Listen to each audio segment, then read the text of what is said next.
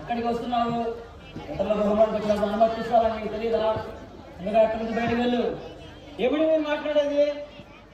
నా భార్య దగ్గరికి వచ్చినప్పుడు నాకు అనుమతి కావాలా?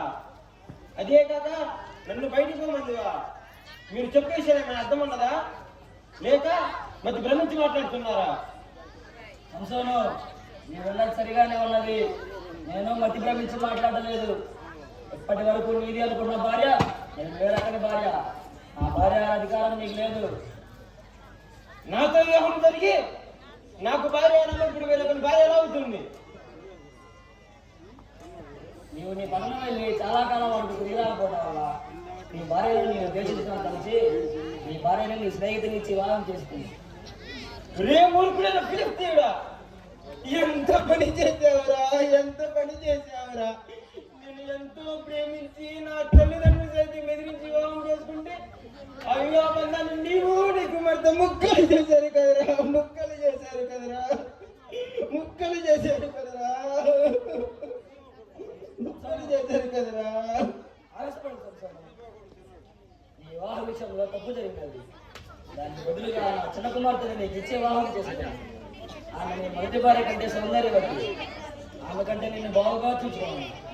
అంతేకాక నా అపారమైన సంపదలకు నిన్ను వారసుని చేస్తాను. అనుభవించు. చాలించు నీ కపట మాటలు. నీ దుర్మార్గమైన ఆలోచనలతో దేవుడి చిత్తం వల్ల జరిగిన వివాహం హేళన చేసి నా జీవితం నందకాలంలో నెట్టివేసి మరలా ఇప్పుడు నన్ను కూడా నీ వల్ల సిగ్గుమేళ జీవితం చేయించవునువా? సిగ్గుగా లేదు? నీ గురించి, నీ ఫిలిస్తీన్ల గురించి నా తల్లిదండ్రులు చెప్పిన మాట నాకు పూర్తిగా అర్థమైనవి. మీరు నాకు చేసిన అవమానములకు మీరు తగిన మూల్యం చెల్లించుకుందరు. నేను నీకు కానీ నీ ఫిలిస్తీన్ కానీ ఏమైనా చేసినా దాని విషయంలో నేను ఎప్పుడు నిలబడాలని. ఆవేశపడే సంసోను, నువ్వు ఆవేశపడడం వల్ల ఇక్కడ ఏమీ జరగలేదు. నువ్వేమి చేయలేవు కూడా. నేను చెప్పినట్టు వింటే నీ జీవితం సుఖవంతంగా ఉంటుంది. లేకుంటే దీని పరిణామం చాలా తీవ్రంగా ఉంటుంది. ఆలోచించుకో. భయపెడుతున్నా నీవు కానీ ఫిలిస్తీన్ వంశంలో ఏ ఒక్కరు నన్నేం చేయలేడు. రాబో ప్రమాదం నుంచి నీవు నీ వంశం సిద్ధంగా ఉన్నాడు. రే బానిసీడా, సహనంగా ఉండే కొలది నీ మాటలు మితిమీరమవుతున్నావు.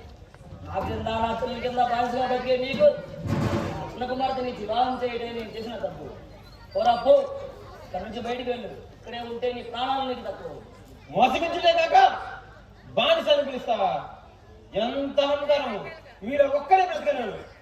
ఒక్కొక్కరిని కత్తికో కంటకి నా దేవునికి మళ్ళీ అర్పిస్తాను.